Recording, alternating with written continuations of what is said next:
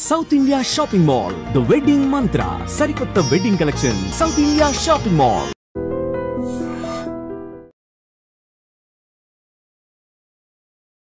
నీ సొంత బంధువులు ఎలా ఉన్నారు అని నువ్వు అడిగినా అడగకపోయినా ఇండస్ట్రీలో ఒక నిర్మాత కనిపించినప్పుడు ఎలా ఉన్నావని మాత్రం అడుగు అని చెప్పి అంటారనమాట. సో ఇప్పుడు మూవీ రిలీజ్ అయింది, సక్సెస్ అయింది, మీరు ఎలా ఉన్నారు?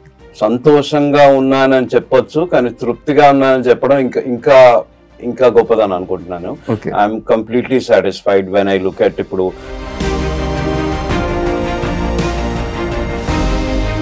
ఒక్కొక్క రూపాయి ఇన్వెస్ట్ అయింది అందరికి హెల్ప్ చేస్తుందా లేదా, ఎవరికి ఎంత ఇచ్చామన్నది కాదు, దానివల్ల ఎవరికి ఎంత ఎక్స్పోజర్ వచ్చింది, దానివల్ల వాళ్ళు బయటికి కనిపిస్తున్నారు అనేది ఇంపార్టెంట్.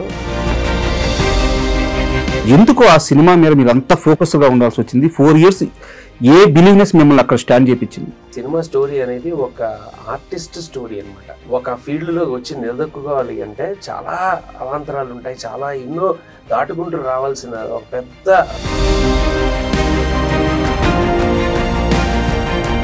అంతా ఓకే అన్న తర్వాత కూడా మళ్ళీ ఏదో చేంజెస్ చేశారంట మీరు. అది కొంచెం పైచ్యం. మీరు ఎలా ఒప్పుకున్నారు సార్? మనం తీసిన ప్రోడక్ట్ ఇంకా ఇంప్రూవ్ అవుతుందంటే I don't think any producer or for that matter anyone in any సినిమానే కాదు ఎక్కడైనా ఏ ప్రోడక్ట్ అయినా సరే. Hi, welcome to iDream. ఇండస్ట్రీలో ఒక చిన్న సినిమా ఆడితే 100 మందికి స్ఫూర్తిగా నిలుస్తుంది. అలా ఓ చిన్న సినిమాగా రిలీజ్ అయి ఇప్పుడు పెద్ద హిట్ అందుకున్న సినిమా క్రాస్ రోడ్స్. ఆ చిత్ర దర్శకుడు శశిప్రీతం అండ్ ఆ చిత్ర కో ప్రొడ్యూసర్ రిషిరెడ్డి ఇప్పుడు మనతో ఉన్నారు. వారిని అడిగి క్రాస్ రోడ్స్ మూవీ గురించి, ఆ చిత్ర సక్సెస్ గురించి మరిన్ని విషయాలు తెలుసుకుందాం. హాయ్ సార్, నమస్తే. అండ్ ముందుగా మీ ఇద్దరికి కంగ్రాట్స్. అంటే ఒక చిన్న సినిమా ఈ రోజుల్లో రిలీజ్ అయ్యి సెకండ్ వీక్ వెళ్దాం అంటే ఫస్ట్ వీక్ కంటే సెకండ్ వీక్ పెంచుకోవడం ఈ మధ్య కాలంలో ఎప్పుడు చూడలేదు. సో మీ మూవీ ఆ సక్సెస్ అందుకుంది. సో ఎలా ఉన్నారు సార్? ఎలా ఫీల్ అవుతున్నారు? డెఫినెట్గా చాలా అంటే చాలా ఆనందంగా ఉంది, చాలా సంతోషంగా ఉంది. అండ్ ఇందాకే మీరు చెప్పినట్టు ఒక చిన్న సినిమా అంటే ఒక అందుకుంది అంటే ఒక 100 మందికి అది ఖచ్చితంగా నిలుస్తుంది, వాళ్ళకి దారి చూపిస్తుంది. మన సినిమాలో కూడా అలాగే 30+ కొత్త వాళ్ళు ఉన్నారు. అందరూ ఫ్రెష్ ఫేసెస్, అందరూ ఫ్రెష్ ఫేస్లు. తర్వాత కొంతమంది టెక్నీషియన్స్ కూడా అందరూ కొత్త వాళ్ళు. అంతమందికి ఈ సంతోషం అనేది it gets translated into so many household and so many families కదా. సో అది చాలా బాగా అనిపిస్తుంది నాకు as a director. Yes. And మామూలుగా ఇండస్ట్రీలో ఒక టాక్ ఉంటుంది సార్, ఎక్కడన్నా బయటికి వెళ్ళినప్పుడు నీ సొంత బంధువులు ఎలా ఉన్నారు అని నువ్వు అడిగినా అడగకపోయినా ఇండస్ట్రీలో ఒక నిర్మాత కనిపించినప్పుడు ఎలా ఉన్నావని మాత్రం అడుగు అని చెప్పి అంటారనమాట. సో ఇప్పుడు మూవీ రిలీజ్ అయింది, సక్సెస్ అయింది, మీరు ఎలా ఉన్నారు? సంతోషంగా ఉన్నానని చెప్పొచ్చు, కానీ తృప్తిగా ఉన్నానని చెప్పడం ఇంకా ఇంకా గొప్పదని అనుకుంటున్నాను. I'm completely satisfied when I look at ఇప్పుడు సార్ చెప్పినట్టు, శశి గారు చెప్పినట్టు ఒక 30+ అరౌండ్ 35 మంది, నాట్ జస్ట్ యాక్టర్స్ మాత్రమే కాకుండా టెక్నీషియన్స్. దట్ ఈస్ వాళ్ళు they are the strength behind the screen, right? So ఆ విధంగా ఎవ్రీ పెనీ, ఒక్కొక్క రూపాయి ఇన్వెస్ట్ అయింది అందరికి హెల్ప్ చేస్తుందా లేదా, ఎవరికి ఎంత ఇచ్చామన్నది కాదు, దానివల్ల ఎవరికి ఎంత ఎక్స్పోజర్ వచ్చింది, దానివల్ల వాళ్ళు బయటికి కనిపిస్తున్నారు అనేది important. So by that I'm more than satisfied అని. సార్, శశిప్రీతం గారు అంటే ఇండస్ట్రీ కొత్త కాదు. సో మీరు తలుచుకుంటే ఒక స్టార్ను, ఒక మామూలు హీరోని ఎవరో ఒకరిని తీసుకొచ్చి కమర్షియల్ హంగులు నింపేసి సేలబుల్గా ఉండే ఒక కథను తీసుకొని చాలా ఈజీగా ఒక కమర్షియల్ సినిమా తీసేసి అమ్మేయచ్చు. సో మీరు ఆ చాయిస్ తీసుకోలేదు. క్రాస్ రోడ్స్ అనే సినిమా కోసం 2021 నుంచి మీరు కష్టపడుతూ వచ్చారు. అదే కంటెంట్ని నమ్మారు. కంటెంట్ని ఎలా నమ్మారు అంటే నిబద్ధతతో కూడా చిత్రీకరించారు. సో ఎందుకు ఆ సినిమా మీద మీరు అంత ఫోకస్గా ఉండాల్సి వచ్చింది? 4 years ఏ బిలీవ్నెస్ మిమ్మల్ని అక్కడ స్టాండ్ చేయించింది? క్రాస్ రోడ్స్ అనే టైటిల్ తీసుకుంటేనే మనం దాని అర్థం ఏంటంటే ప్రతి వాళ్ళ జీవితంలో ఒకసారి ఒక క్రాస్ రోడ్ అనేది ఉంటుంది. ఒకసారి కాదు, చాలాసార్లు వస్తుంది. కానీ ఆ క్రాస్ రోడ్ని అవాయిడ్ చేసేది జీవితం వెళ్ళదు ముందుకి. సో కంపల్సరీ అది. సో సినిమా స్టోరీ అనేది ఒక ఆర్టిస్ట్ స్టోరీ అనమాట. అంటే ఒక సినిమా ఆర్టిస్ట్ కానివ్వండి, ఏ ఆర్ట్లోనైనా ఒక ఆర్టిస్ట్ ఒక ఫీల్డ్లో వచ్చి నిలదొక్కుకోవాలి అంటే చాలా అవాంతరాలు ఉంటాయి, చాలా ఎన్నో దాటుకుంటూ రావాల్సిన ఒక పెద్ద సముద్రం లాంటిది. ఆ సముద్రాన్ని ఈదడం అనేది అంత ఈజీ కాదు. సో అటువంటి దాని మీద బేస్ అయిన స్టోరీ ఇది. సో అందుకనే it was very very important. ఇంకోటి ఏంటంటే మీరన్నట్టు ఒక స్టార్ని ఎవరైనా అప్రోచ్ అయ్యి చేస్తే బాగుంటుంది, డెఫినెట్గా బాగుంటుంది. కానీ మేబీ ఎక్కడో నాకు ఆ రియాలిటీ మిస్ అవుతుందేమో అని అది ఒక కొత్త ఆర్టిస్ట్ ని తీసుకుని చేస్తేనే సో కథలో సింక్ అవుతుంది క్యారెక్టర్ అనేది. ఆ యాక్టర్ క్యారెక్టర్ ఇద్దరు సింక్ అయిపోతారు. అంటే ఆ ఛాన్స్ కోసం వెయిట్ చేస్తున్న యాక్టర్ ని తీసుకొచ్చి ఆ ఛాన్స్ కోసం వెయిట్ చేస్తున్న క్యారెక్టర్ మ్యారీ చేస్తే అది ఎక్కడో ఆ రియాలిటీ ఉంటుందనే ఒక దీంతో చేసాను. అందుకనే అందరూ కొత్త వాళ్ళని పెట్టుకున్నాక మరి దాన్ని రిలీజ్ చేయాలంటే అంత ఈజీ కాదు. ఎగ్జాక్ట్లీ. సో అందుకని అంత పట్టుదలతో దాన్ని కేవలం దాంట్లో ఎవరైనా పేరు ఉన్న వాళ్ళు ఎవరైనా ఇండస్ట్రీకి సంబంధించిన వాళ్ళు ఎవరైనా అంటే నేను తప్పిస్తే సో ఒక్క మనిషి మీద ఆ భారం వేసుకోవాల్సి వచ్చింది. మొత్తం ఆ బర్డెన్ అంతా వేసుకుని అదంతా ముందుకు తీసుకెళ్ళామంటే కొంచెం అది కష్టమైంది నాకు కూడా. సో ఎన్నో అప్స్ అండ్ డౌన్స్ వచ్చాయి నాకు కూడా. ఒకసారి సినిమా చూశాను, మళ్ళీ ఒకసారి ఎందుకో నాకు ఐ ఫెల్ట్ మళ్ళీ లేదేమో రీవర్క్ చేస్తే బెటర్, ఎక్కడైనా ఏమైనా మిస్ అవుతామో. మనం ఒక చిన్న మిస్ కూడా కొడితే వాళ్ళకి లైఫ్ లాంగ్ అది స్మాష్ అయిపోతుంది వాళ్ళకి. అంటే ఇక రావాల్సిన వాడు మొదటిదే వాడిది ఫెయిల్ అయిందంటే ఇంకా వాడి కోసం ఎప్పుడు చూడటం వాడికేసి. సో ఇట్ ఈస్ అసలు మామూలుగా కాదంటే ఒక నైట్ మేర్ అయిపోయింది ఈ 3 years కూడా. ఏంటంటే ఇది కరెక్ట్ గా చెయ్యాలి, ఆ చేసాక కరెక్ట్ గా రిలీజ్ చేయాలి. సో దీన్ని 2022లో నేను ఫస్ట్ ఒక వర్షన్ ఎప్పుడైతే రెడీ అయిందో సినిమా, దాన్ని ఏమనుకున్నాను ఎంతో మీరు చూడండి పెద్ద పెద్ద ప్రోడక్ట్లు కూడా ఏం చేస్తారంటే R&D అని చేసేసి వాళ్ళు ప్రోడక్ట్ చేసే ముందు వాటిని టెస్టింగ్ చేస్తారు, లేదా కొన్ని శాంపుల్స్ తీసుకెళ్ళి కొంతమంది వాడమని ఇస్తారు, అన్ని చేస్తారు. సో అలా ఎందుకు చేయకూడదు? అలా చేసినప్పుడు నాకు ఏమైనా ఉంటే తెలుస్తుంది కదా, డైరెక్ట్ గా ఆడియన్స్ రివ్యూ తీసుకుని ఇంకేమైనా ఉంటే మనం చేద్దాం కదా అని కొన్ని ఫెస్టివల్స్ కి పంపించాను. కొంత ఆడియన్స్ స్క్రీనింగ్ కూడా చేసాము. చాలా అవార్డ్స్ కూడా వచ్చినట్టు, ఆల్మోస్ట్ 23 అవార్డ్స్. ఎక్కువగా స్క్రీన్ ప్లే అండ్ స్టోరీ మీద ఎక్కువగా వచ్చాయి మనకి అవార్డ్స్.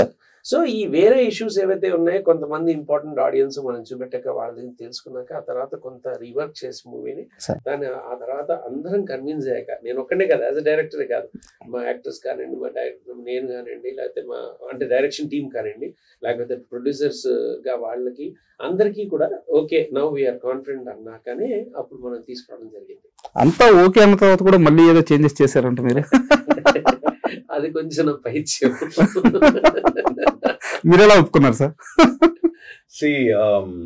మనం తీసిన ప్రోడక్ట్ ఇంకా ఇంప్రూవ్ అవుతుందంటే I don't think any producer or for that matter anyone in any సినిమానే కాదు ఎక్కడైనా ఏ ప్రోడక్ట్ అయినా సరే we should step back. But ఆ ప్రోడక్ట్ నిజంగానే ఇంప్రూవ్మెంట్ వస్తుంది, ప్లస్ అవుతుంది అనే కాన్ఫిడెన్స్ మాకు ఇవ్వగలిగింది శశి గారే. So once we believed it was easy, so we didn't mind. I mean, ఇప్పుడున్న యాక్టర్స్ కి వచ్చే పేరు కంటే ఇప్పుడున్న ప్రోడక్ట్ వచ్చే పేరు కంటే ఇంకా పైకి తీసుకెళ్ళొచ్చు, ఇంకొంచెం ఆ క్లౌడ్ కి ఒక సిల్వర్ లైనింగ్ ఇవ్వచ్చు అని ఆయన చెప్పగలిగినప్పుడు it was easy for us. మీరు చాలా lucky next producer.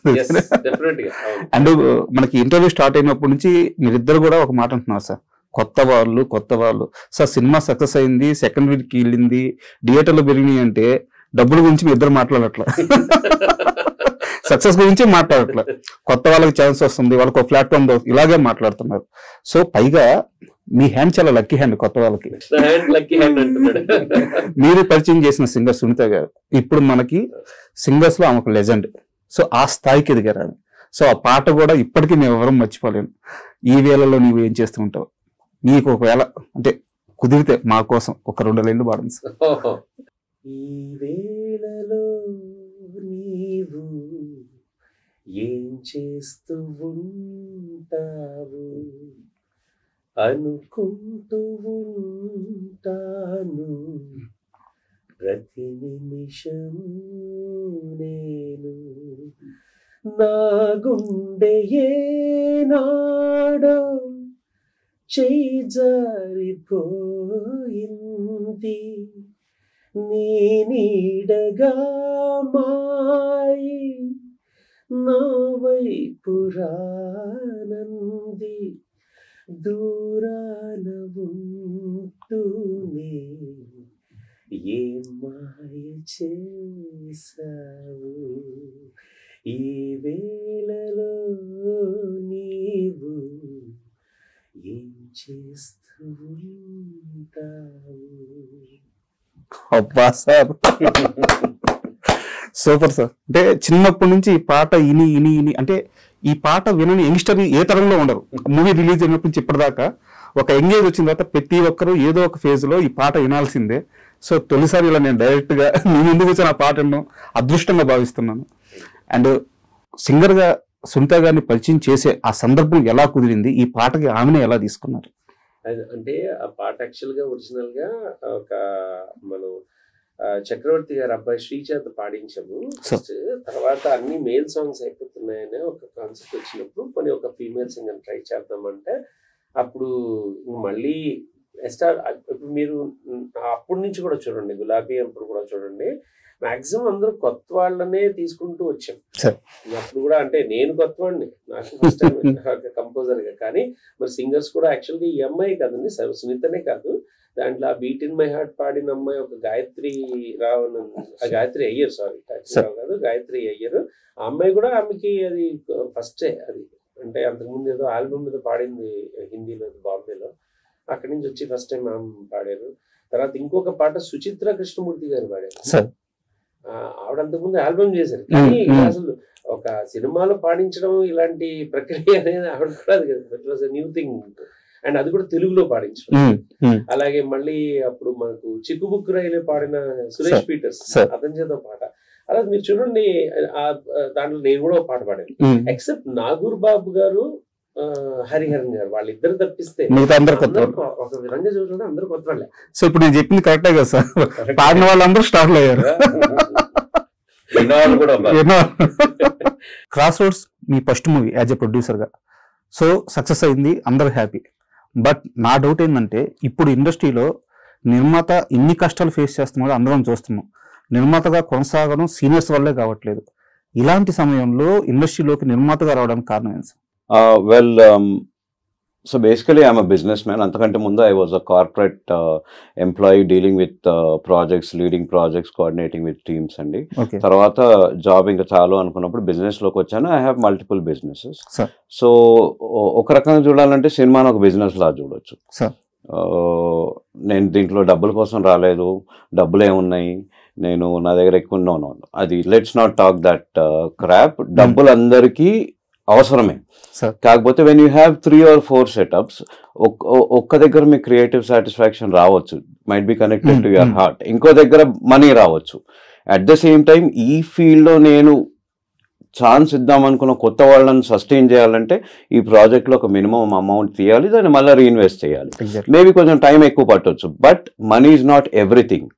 Money is required for people, but money is not everything. Money to paatu, you are getting some creative satisfaction. You are seeing మీరు నాటడానికి help చేసిన కొన్ని మొక్కలు మీ ముందు పెరగడం చూస్తున్నారు. That is also not anything less than money. So money ఇష్టమే, కావాలి నాకు, కాకపోతే దీన్ని ముందుకు తీసుకెళ్ళండి. అండ్ మీ నేటివ్ ఎక్కడ సార్? Sorry to interrupt. మాది షాద్ నగర్ అండి. షాద్ నగర్. మన బండ గణేష్ గారు ఏమైనా బంధువా మీకు? లేదండి, లేదు. అంటే మీరు కూడా అంత బోల్డ్ గా మాట్లాడుతుంటారు.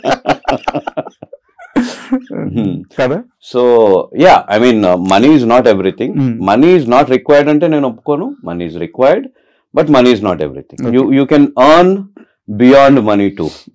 సో ఆ రెండు ఇక్కడ వస్తున్నాయి. అది కాకుండా నా emotional connect, I been a very big fan of Shashi garu. He is my connect to the industry. And I've done a lot of stage when I was a kid, so I know what is a kind of effort or struggle goes behind. Ante struggle ante career paramaina struggle kaadu, but oka stage paina oka manishi vachi perform cheyalante dani venakala enni tensions untayi, enni odidodukulu untayi. Of course avanni marchipoyi life lo unna kashtalanni marchipoyi stage paina enni tattukoni avi చూపికుండా పని చేయాలి. Stage పైన నిలబడడం కూడా ఒక యాక్టింగే. మీ life లో 1,00,000 ఉంటాయి, అవి ఏవి కనిపించకుండా స్టేజ్ పైన నిలబడడం ఇట్ సెల్ఫ్ ఇస్ అదొక ఆర్ట్, అదొక టాలెంట్ అనమాట. So that's it. I mean, I have connect to the field. So yeah, I'm looking for money. Definitely doesn't mean I'm not looking for other things. There are other things which compensate for money. So next planning sense producer ga, so ela enta fast ga elalanukuntunnaru, slow and steady ga elalanukuntunnara, so kadalantunnara, OTT వైపు ఏమైనా travel చేస్తారా? So మీ plans ఎలా ఉన్నాయి? So ఈ క్వశ్చన్కి నేను రెండు భాగాలుగా ఆన్సర్ ఇస్తాను. ఫస్ట్ భాగానికి ఆల్రెడీ ఇంతకుముందు నేను చెప్పాను. డబ్బులు ఎవరికి చేయదు కాదు, డబ్బులు కావాలి, but to sustain the next project, to kick start a next project. Having said that, ఏదో వచ్చేసి లక్షలు కోట్లు, ఐ డోంట్ నో. ఇంతో మీకు చెప్పినట్టు రెండో భాగం of the answer is that money is not everything. డబ్బుల పరంగా కాకుండా వేరే రూపైనా కూడా మీరు ఎర్న్ చేసేది చాలా ఉంటుంది. సో నాకున్న లివరేజ్, దేవుడి దయ వల్ల నాకున్న లివరేజ్ వేరే బిజినెస్లు కూడా ఉన్నాయి. మీకు సింపుల్గా చెప్పాలంటే తెలంగాణ స్లాంగ్లో చెప్తాను, 5 దుకాణాలు పెట్టుకుంటే దాంట్లో 3 నడిచినా మిగతా 2 బతికించుకోవచ్చు. Super, right? So that is my philosophy, slow and steady, supporting people, growing with people. And Shashil Pratham garu, ఇందాక మనం మాట్లాడుకున్నట్టు నేను ఇదివరకు ఒక క్వశ్చన్ అడిగాను, మీరు తలుచుకుంటే ఒక కమర్షియల్ సినిమా తీసేయచ్చు, దాన్ని ఈజీగా సేరబుల్ చేయొచ్చు అని చెప్పి. బట్ క్రాస్ రోడ్స్ విషయానికి వస్తే కూడా అక్కడ కంటెంట్ చాలా సెన్సిటివ్ పాయింట్. ఒక లేడీ ఇండస్ట్రీలోకి ఎంటర్ అవ్వాలి, సో చాలా స్ట్రగుల్స్ ఉంటాయి అన్నమాట. మీరు చాలా సంవత్సరాలుగా ఇండస్ట్రీలో ఉన్నారు, ఇక్కడ ఒక లేడీ పడే కష్టాలు, ఆమెకు ఎదురయ్యే సమస్యలు మీరు కళ్ళారా చూసుంటారు. సో మీ రియల్ టైం మీరు చూసిన వాటి నుంచి ఏమైనా ఇన్స్పైర్ అయ్యి ఇక్కడ కొన్ని పాయింట్స్ ఏమైనా ప్లేస్ చేయడం జరిగిందా సినిమాలో? జనరల్గా మనం అసలు క్రియేషన్ అనేది ఎలా జరుగుతుంది అనేది ఒకసారి చూద్దాం. ఎవరైనా ఏదైనా క్రియేట్ చేయాలన్నా, ఒకటి రాయాలన్నా, ఒక పెయింటింగ్ గీయాలన్నా, లేకపోతే ఏదో ఒకటి, మనం ఒక పెయింటింగ్ గీస్తున్నప్పుడు చిన్నపిల్లలకి ఇస్తే వాళ్ళు ఆకాశంలో ఉన్న చుక్కలు, లేకపోతే చెట్టు, ఏదో నీరు వేస్తారు. అది వాళ్ళు ఎక్కడ చూశారు? ఎక్కడ చూశారు కాబట్టి ఆ చూసింది వాళ్ళకి అర్థమైనట్టుగా, లేకపోతే వాళ్ళకి కావాల్సినట్టుగా వాళ్ళలోంచి వచ్చే క్రియేషన్ని అది వాళ్ళు గీస్తారు. అంటే దాంట్లో అసలు క్రియేషన్ ఎలా జరుగుతుంది? ఎక్కడో మనం చూసి ఉండాలి, ఎక్కడో దాన్ని అనుభవించి ఉండాలి, లేకపోతే ఎక్కడో వినుండాలి. ఇలా అయినప్పుడే అది మ్యూజిక్ పరంగానో, లేకపోతే ఆర్ట్ పరంగానో, ఒక పెర్ఫార్మెన్స్ పరంగానో కూడా జనరల్గా ఏంటంటే అద్దం ముందు పెట్టుకుని ప్రాక్టీస్ చేసేవాళ్ళు ఉన్నారు. సో క్రియేటివిటీ అనేది రావడానికైనా, ఒక స్టోరీ రావాలన్నా కూడా కంపల్సరీగా ఎక్కడో ఒక చోట మనం వినైనా ఉండాలి, చూసినా ఉండాలి. సో మనం లైఫ్లో మొదటి నుంచి మనం చూసినవి, మనం ఇవన్నీ కూడా ఏమవుతాయంటే మన లోపల ఇన్పుట్స్ కింద ఉండిపోతాయి బ్రెయిన్లో. మనం ఒకటి ఏదైనా క్రియేట్ చేయాలని కూర్చున్నప్పుడు ఇక్కడ నుంచి కొంత ర్యాండమ్ యాక్సెస్ అంటారు, అంటే ఇక్కడ నుంచి ఒక చిన్న ఫైల్ వస్తుంది, అక్కడి నుంచి ఒక ఫైల్ వస్తుంది, అక్కడ ఫైల్, అదంతా కలిపి మళ్ళీ దానికి మనం ఒక పెయింట్ వేస్తాం, మళ్ళీ ఇంకోటి చేస్తాం, చేసి తయారవుతుంది. నాకు అసలు తెలియంది, నేను అనుభూతి చెందంది ఏదో ఎక్కడో అలాస్కాలో ఏదో ఉంది అంటే దాన్ని నేను ఊహాగానానికి కూడా కొంత ఇన్పుట్ కావాలి. అసలు ఏమీ లేకుండా దానికి ఇన్పుట్ అంటే మనిషికి తరం కాదు. సో డెఫినెట్ గా మనం అందరం అది, కొంతమంది ఇన్స్పిరేషన్ అంటారు, కొంతమంది కాపీ చేసుకుంటారు, కొంతమంది ట్రై చేస్తారు ఇంకో రకంగా చేయడానికి. సో అలా ఎక్కడో ఒక చోట మనకు కొన్ని చూసుంటాము, వినుంటాము, అదేమిటో తెలుసుండి ఉంటుంది. అంటే సో అలాంటి పాయింట్స్ అన్నీ కూడా ముఖ్యంగా ఒక ఆర్టిస్ట్ పరంగా వాళ్ళు పడే కష్టాలు. ఎస్, నాకు ఒక చిన్న incident, it's not connected to this, but still ఒక ఇన్సిడెంట్ చెప్పాలి. మనకు ఒక అద్భుతమైన హీరో ఉండేవారు, ఉదయ్ కిరణ్ అని. ఆయనకు స్టోరీ వినిపించడానికి వెళ్ళాను మీరు, with my cheque book with me. అది నచ్చితే అప్పటికప్పుడు అతనికి అడ్వాన్స్ ఇద్దాం అని విన్నాడు. కానీ అది కొంచెం హీరోయిన్ ఓరియంటెడ్గా ఉంది, నాకు గివ్ మీ సమ్ టైం అన్నాడు. ఆ తర్వాత నేను బిజీలో పడిపోయాను, ఇంకేదో దీంట్లో ఏదో అయిపోయింది, అంతా అయిపోయింది. ఒక 4-5 months అనుకోని దుర్ఘటన జరిగింది అంత. ఎక్కడో నాకు అరే అనిపిస్తుంది. అంటే ఇప్పుడు మనం మొన్న కలిసాము, కొన్ని రోజుల ముందు లేకపోతే కొన్ని నెలల ముందు కలిసిన వాళ్ళకు, ఇలా జీవితంలో కూడా ఎన్నో అవుతాయి. సో ఎక్కడో చోట కొంతమంది చిన్నప్పటి నుంచి నాకు ఈ సూసైడ్ అనేది చాలా మంది దగ్గర, ఈవెన్ NGOsతో వర్క్ చేశాను. సో ఆ పాయింట్ ఎప్పుడు నన్ను క్వశ్చన్ చేసేదన్నమాట. మేబీ ఆ ఎండ్ చేసుకోకుండా వాళ్ళు ఇంకొక రోజు బతుకుంటే, అది ఇంకొక గంట బతుకుంటే, మేబీ దాటుంటే, ఆ క్షణాన్ని దాటిపోయి ఉంటే మేబీ వాడికి ఇంకొక జీవితం ఓపెన్ అవుతుంది కదా. అదే కదా క్రాస్ రోడ్స్ మన లైఫ్ లో అనేది. అలా వచ్చినప్పుడు క్రాస్ రోడ్స్ ని అక్కడ మనం ఆగిపోకూడదు అన్న కాన్సెప్ట్ తో, ఆ ఇన్స్పిరేషన్ తో స్టార్ట్ అయిన స్టోరీ యాక్చువల్ గా. Super sir. సో ఈ స్టోరీ అదే యాక్చువల్గా. ఈ స్టోరీ ఏంటంటే ఆగిపోయే క్షణం వచ్చినప్పుడు ఆ క్షణము ఆగిపోతుందా, నువ్వు ఆగిపోతావా, నువ్వు ఆ క్షణాన్ని దాటితే నీ జీవితం ఆగిపోతుందా, ఈ కాన్సెప్ట్ మీద రాసిన స్టోరీ ఇది. సూపర్. సో అలా కొన్ని నిజంగా జరిగిన సంఘటనలు అవి ఇవన్నీ మనకి ఏవైతే ఎక్స్పీరియన్సెస్ ఉంటాయో లైఫ్లో వాటిలో ఒక్కొక్కటి మనం క్యారెక్టర్లు వేస్తున్నప్పుడు దాంట్లో కొంత వాటిని మనం పోస్తాం అనమాట. మనకి తెలిసిన ఇన్ఫర్మేషన్ దాంతో క్యారెక్టర్ మోల్డ్ అవుతుంది, ఒక స్టోరీ మోల్డ్ అలా అండ్ వస్తాయి. మీరు ఉదయ్ కిరణ్ గారి ప్రస్తావన తీసుకొచ్చారు కాబట్టి యాక్చువల్గా ఇప్పుడు నేను అడిగే క్వశ్చన్ మన సినిమాకి సంబంధం లేనిది, దానికి సారీ, బట్ ఉదయ్ కిరణ్ గారి ప్రస్తావన వచ్చింది కాబట్టి అడుగుతున్నాను. యాక్చువల్గా ఉదయ్ కిరణ్ గారు చనిపోయిన విషయం ఎప్పుడు ప్రస్తావనకు వచ్చినా సరే ఆయన చివరి రోజుల్లో సరైన అవకాశాలు లేక డిప్రెషన్లోకి వెళ్ళిపోయి చనిపోయారని చెప్పి ఒక టాక్ అయితే వినిపిస్తూ ఉంటుంది. బట్ ఇప్పుడు మీరు చెప్తున్న లెక్క ప్రకారం ఆయన చనిపోయే కొంతకాలం ముందే మీరు ఆయన కలిసి సినిమాని ఆఫర్ చేశారు, పైగా ఆయన చూద్దామని చెప్పి దాన్ని హోల్డ్లో పెట్టారు. సో ఈ రెండు పొంతను కుదరట్లేదు. సో మీకేమన్నా దాని వెనక ఇంకేమన్నా ట్రూత్ తెలుసా? అంకేం లేదండి. నేను అప్పుడు నా స్టోరీలో ఆ క్యారెక్టర్ తనకి నచ్చుంటే మేబీ ఒప్పుకుని ఉండేవాడేమో, చేసి ఉండేవాడేమో, ఆ చెక్ ఆయనకి ఇచ్చి ఉండేవాడేమో, ఇది జరగకపోయి ఉండేదేమో. అది నేను తర్వాత ఆలోచించింది ఇదే. అయ్యో ఆ రోజు నేను ఐ వాస్ క్యారింగ్, అది ఎంత అడిగితే అంత తీసి ఫస్ట్ కొంతైనా ఇద్దాం అని చెప్పి వెళ్ళిన వాడిని ఆఖరికి అది జరగలేదు. అది సో ఒకసారి సంఘటనలు ఎలా వస్తాయంటే కొన్ని జరగాల్సి ఉన్నా అవి జరగవు, కొన్ని జరగకూడదు జరిగిపోతుంటాయి. అదే కదా లైఫ్ అంటే.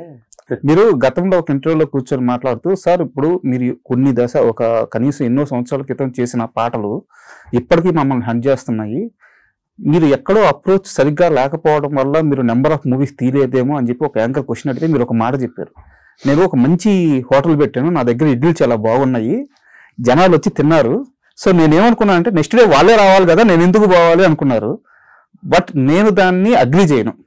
మీ దగ్గర ఒక మంచి ఫుడ్ ఉన్నప్పుడు మీరు కాస్త ప్రమోషన్ చేసుంటే చాలా మంది దాన్ని టేస్ట్ చేసేవాళ్ళేమో, చాలా పెద్ద హోటల్స్ వచ్చాయేమో, చాలా ఎక్కువ సినిమాలు వచ్చాయేమో అని నాకు అనిపిస్తుంది.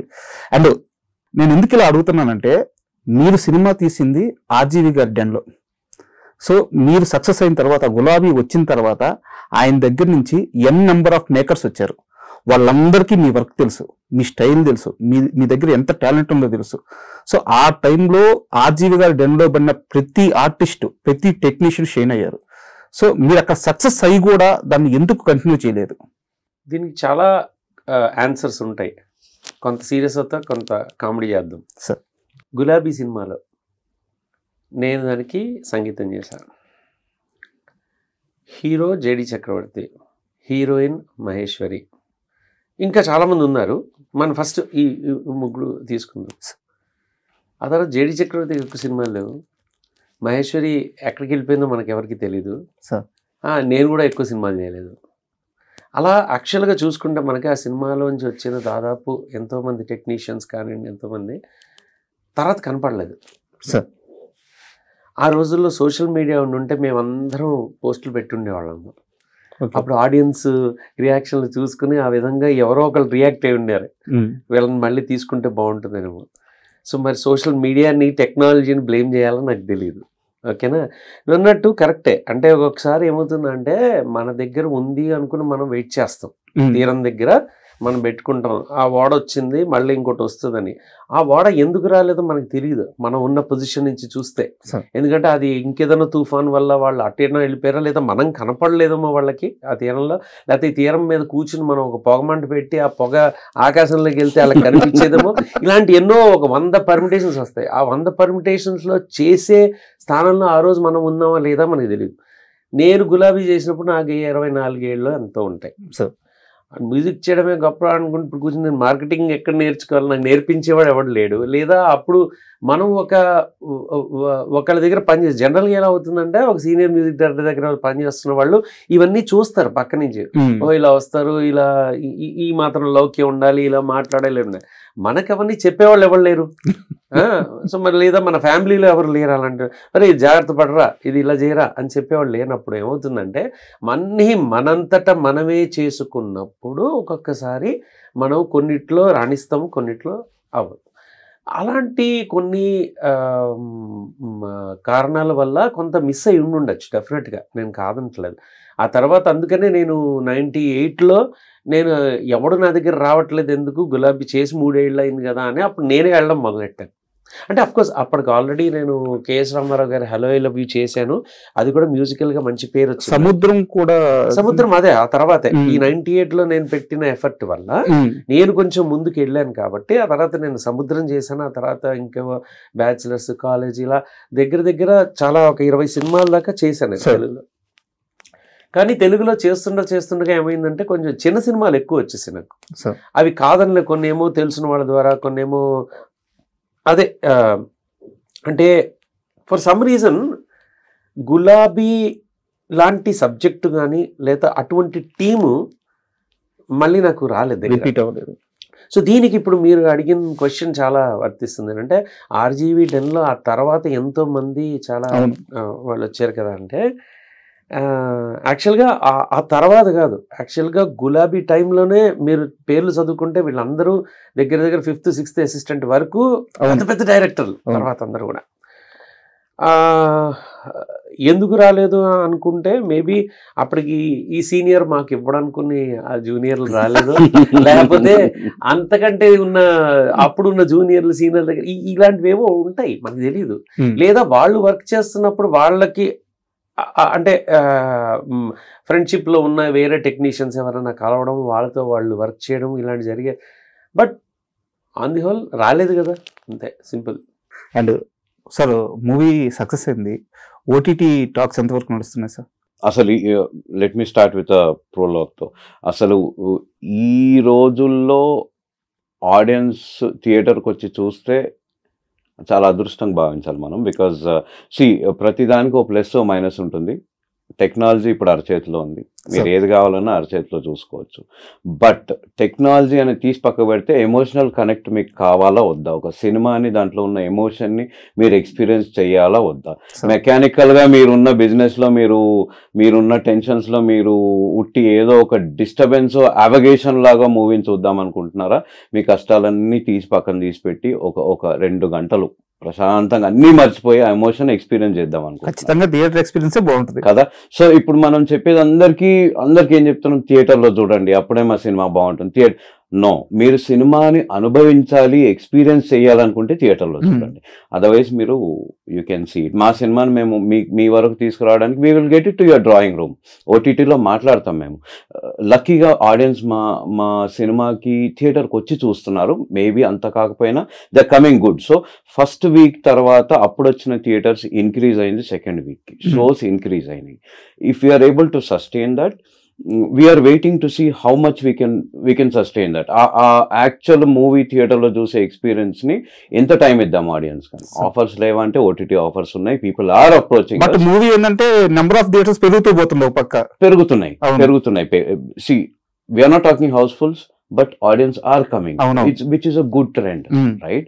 So ఇంకొంచెం వెయిట్ చేసి చూద్దాము, ఇంకొంచెం ఎంకరేజింగ్ గా ఉంటే ఇంకొక వారం అంటే ఆడియన్స్ కి రావాల్సిన complete 360 degrees mental mind physical experience ని ఇంకొన్ని రోజులు let us watch and see అనుకుంటున్నాము.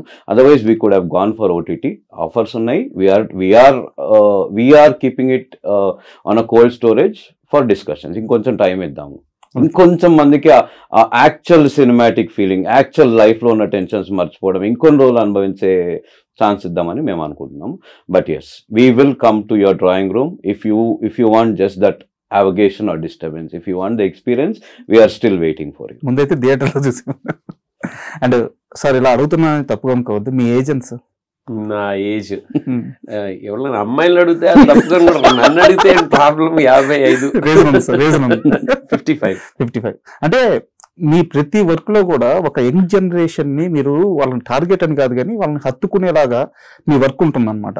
మీరు ఒక సాంగ్ చేసిన అండ్ ఇప్పుడు ఒక మూవీ డైరెక్ట్ చేసినా కానీ ఒక యంగ్స్టర్ ఆ ఏజ్ గ్రూప్ వాళ్ళకి మీరు ఏదో చెప్పాలనుకున్నట్టు వాళ్ళని టార్గెట్ చేసి వాళ్ళ లైఫ్ స్టైల్లో వాళ్ళు వెళ్ళే విధానాన్ని క్వశ్చన్ చేయడమా, లేకుంటే వాళ్ళకి ఒక మంచి ఫీల్ ఇవ్వడమా ఆ సాంగ్స్ కానీ. ఇప్పుడు ఈ సినిమాలో కూడా, మన క్రాస్ రోడ్ సినిమాలో కూడా ఒక ఫాదరు డాటరు వాళ్ళ కెరీర్ పాత్, వాళ్ళ జనరేషన్ థాట్ ప్రాసెస్ ఎలా ఉంటుంది.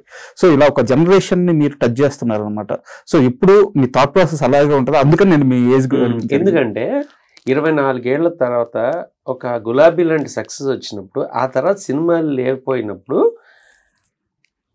ఆ 24 ఏళ్ల శశిప్రీతం దగ్గరికి వెళ్ళి యూత్కి చెప్పాల్సిన కొన్ని సూక్తులు చెప్పడం మర్చిపోయానేమో అనిపిస్తుంది. అందుకని ఇప్పుడున్న 24 ఏళ్ళ యూత్కి నేను చెప్తే బాగుంటుంది అనేది అనమాట. So exactly. సో ఆ ఫేజ్ చూసాక లైఫ్లో ఇప్పుడు ఏజ్ వచ్చాక మనకు విజ్డమ్ వస్తుంది. సో ఎక్కడో చోట ఈ విజ్డమ్ అనేది మనం నెక్స్ట్ ఆ ముందు ఈ రాబోయే జనరేషన్కి ఇస్తూ ఉండాలి. That is our duty primary. Already ఆ రూట్లో నడిచిన వాడు అరే ఈ పాతలో నడిస్తే ఇవి అవుతాయిరా అని చెప్పకుండా అక్కడ కూర్చొని హాయిగా టైంపాస్ చేసాడు అనుకో, అప్పుడు ఎందుకు వాడు నడవడం ఎందుకు? ఇంకా అది వాడి వరకు ఓకే, కానీ ఆ నడిచినందుకు వాడు ముందెళ్ళినందుకు కనీసం ఆ వెనకాల వచ్చే వాళ్ళకి చెప్పాలి కదా. That's the reason why I write things like this. ఎందుకంటే సపోజింగ్ ఒక యంగర్ జనరేషన్ వాళ్ళతో ఇప్పుడు వాళ్ళు కనుక చెప్పాలి అంటే కొన్ని చెప్పాల్సినవి ఉంటాయి మనం, అది స్టోరీ పరంగా కానివ్వండి లేకపోతే పాట పరంగా కానివ్వండి. అందుకనే నేను కొన్నిట్లో కూడా నేను రాసినట్లో ఎక్కువగా పాజిటివిటీ అనేది నేను డ్రైవ్ చేయడానికి ట్రై చేస్తాను. అంటే ఒక ట్రాజిక్ సిచ్యువేషన్లో కూడా మీరు ఈవెన్ ఏ రోజైతే పాట తీసుకుని ఇవన్నీ కూడా సిరివెన్నెల గారు రాసినవి కూడా బేసికల్గా నా పాయింట్ ఆఫ్ వ్యూ అంటే ఒక పాజిటివిటీ ఉండాలి. మనం ఊరికే జూలు పెంచుకుని బుడ్డి పట్టుకుని ఏదో పోయింది కదా జీవితంలో అని కూర్చోవడం కాదు, మనం ఫైట్ చేయాలి అన్నదే నా పాయింట్ ఎవరి నుంచి కూడా. నా లైఫ్ కూడా కొంచెం అలాంటివే అన్నీ నేను చూస్తూ వచ్చాను, రకరకాల ఛాలెంజెస్. నా ప్రతిరోజు నా లైఫ్ ఇలాగే ఉంటుంది. So I always look for the అంటే ఈ మూమెంట్ అయిపోయిందంటే నెక్స్ట్ మూమెంట్ కొత్త మూమెంట్ అది. సో ఇప్పుడు దీంట్లో ఆగిపోవడం ఎందుకు మనం? దీంట్లో ఆగిపోవడం it's like see sometimes still water will stink after some time. Okay, that's what is life all about. And philosophy గురించి కాస్త మనం టచ్ చేసాం కాబట్టి, సో మాకైతే చాలా మంది సినిమా లవర్స్కి అండ్ మీడియాలో ఉన్న చాలా మందికి కూడా, ఈవెన్ ఇండస్ట్రీ కూడా అనుకుంటున్నాను నేను, చాలా మందికి ఒక ఫిలాసఫీ అనగానే ఫస్ట్ ఆర్జీవి గారు గుర్తొస్తారు. సరే, ఆయన్ని సపోర్ట్ చేసే వాళ్ళు ఉంటారు, వ్యతిరేకించే వాళ్ళు ఉంటారు. సో అది వాళ్ళ వాళ్ళ పర్సనల్ చాయిస్. సో ఆర్జీవి గారితో మీకు ఒక అసోసియేషన్ అయితే ఉంది. సో ఆయనతో ట్రావెలింగ్ ఎలా ఉండేది, ఆయన థాట్ ప్రాసెస్ ఎలా ఉండేది, ఒక మంచి ఇన్సిడెంట్ ఏమన్నా మాతో పంచుకుంటారా? ఒక ఇన్సిడెంట్ అనేది అలా జనరల్ గా ఏమి గుర్తుండవండి. మనకు చూచాయిగా ఓవరాల్ గా ఒక మనిషి యొక్క తత్వం మనకు అర్థమవుతుంది ఆఫ్టర్ సమ్ టైం. అండ్ దాని నుంచి మనం ఏదో ఒక చోట మనం అసలు ఫస్ట్ ఆఫ్ ఆల్ ఒక మనిషి లేదా వాళ్ళ మనిషిలో ఉన్న గుణం ఏదో ఒకటి మనం నచ్చకపోతే ఫస్ట్ వాడితో ఒక నిమిషం కూడా ఒక క్షణం ఉండాలంటేనే ఇరిటేషన్ వచ్చేస్తుంది. సో అలాంటిది ఆర్జీవి గారు కానివ్వండి, నేను వేరే కొన్ని ఇంటర్వ్యూస్లో కూడా చెప్పాను, ఆర్జీవి గారు లాగానే ఆయన మేనమామ మురళీరాజు గారు ఉన్నారు, ఆయనతో నాకు మంచి అసోసియేషన్ ఉండేది. ఎక్కడో మధ్యలో ఆర్జీవి గారిని కలవడం టైంలో ఆయన కలవడం, ఆయనతో ట్రావెల్ చేస్తున్నప్పుడు I never missed RGV, but he was a different version of, అంటే ఆబ్వియస్లీ ఆయన ముందు పుట్టారు కాబట్టి మేనమామ పోలికలు అనమాట ఈయనకి. అసలు ఆ బాడీ లాంగ్వేజ్ కొన్ని ఆయన చెప్పేవి, ఆ ఇంటలెక్చువల్ కెపాసిటీ ఏదైతే ఉందో, it was always I was a very big admirer of Murali Raju గారు. అండ్ ఆయనతో I spend hours together talking to him on various subjects. అసలు సినిమాకి సంబంధం లేని కూడా ఎన్నో మాట్లాడే నేను నేర్చుకున్నాను ఆయన దగ్గర నేను. So I was more impressed with him. At the same time అదే నాకు మళ్ళీ RGV was a younger version అనమాట.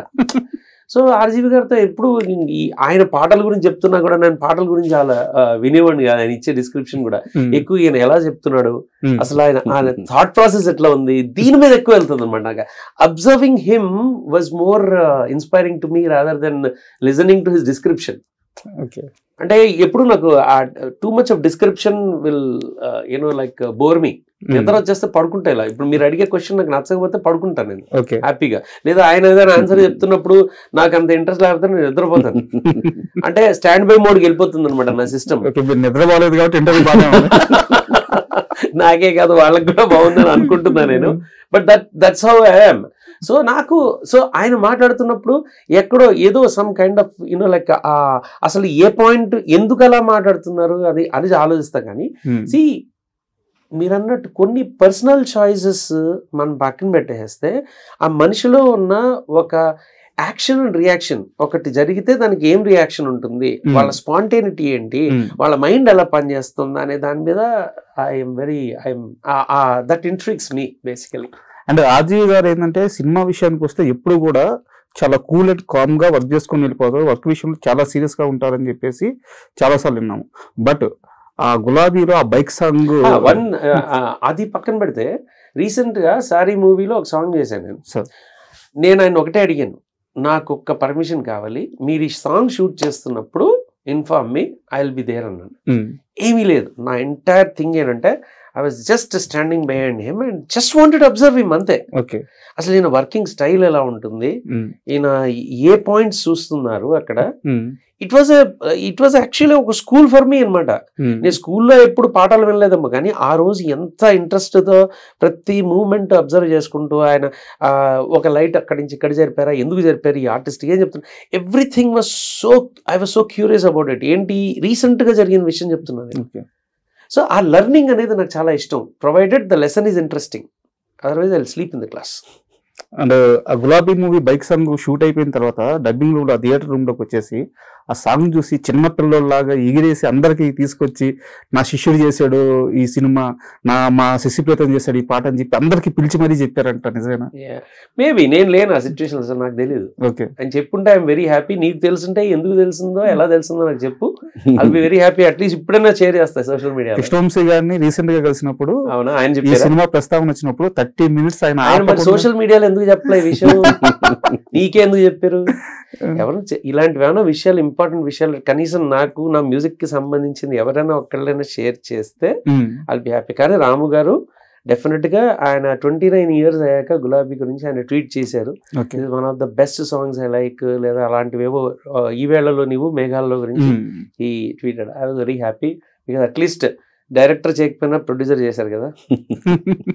అండ్ మీరు ప్రొడ్యూసర్ అన్నారు కాబట్టి నాకు చిన్న కోరిక ఉంది, మీరు ఆర్జీవి గారితో మాట్లాడండి.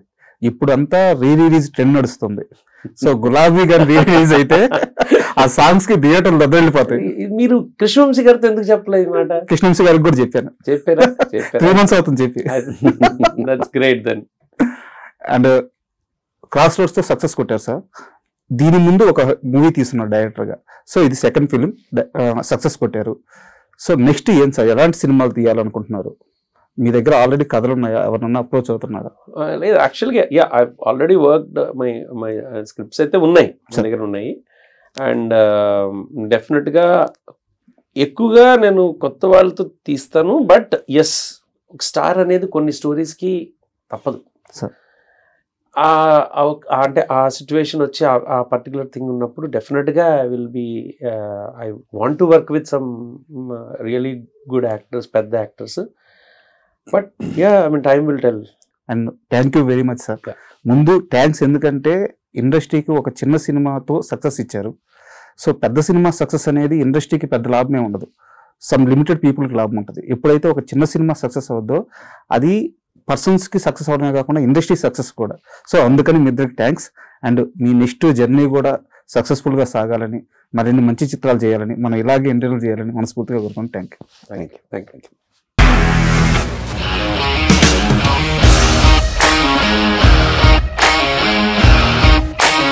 ఇండస్ట్రీలో కమిట్మెంట్ ఇష్యూస్ వస్తే నీకు కూడా వచ్చినట్టు? మార్నింగ్ తీసుకెళ్ళాడంటే కొట్టి పడేశాడు.